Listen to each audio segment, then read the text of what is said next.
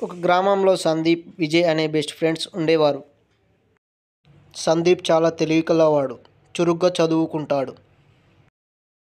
విజయ్ మాత్రం ఉల్లాసం మనిషి. ఇతనికి చదవడం అంటే ఇష్టం ఉండదు.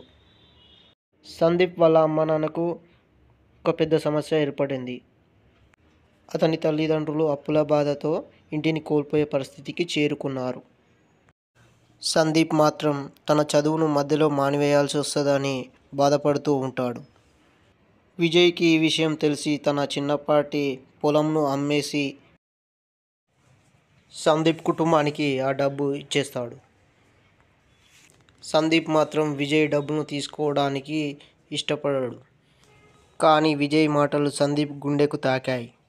నువ్వు చదువుకుంటే నాకు ఇష్టం, నీ విజయం నాది కూడా.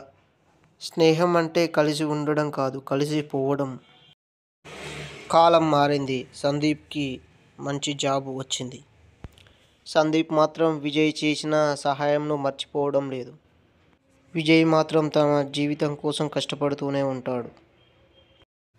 కొన్ని సంవత్సరముల తర్వాత సందీప్ విజయ్ పిల్లలకు సహాయం చేసి అతనికి మంచి భవిష్యత్తు ఏర్పాటు చేస్తాడు.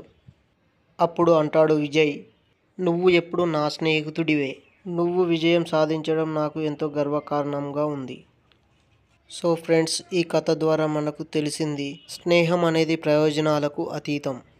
కష్టాల్లో సహాయం చేయడం, ఒకరి సంతోషం కోసం త్యాగం చేయడం నిజమైన స్నేహం.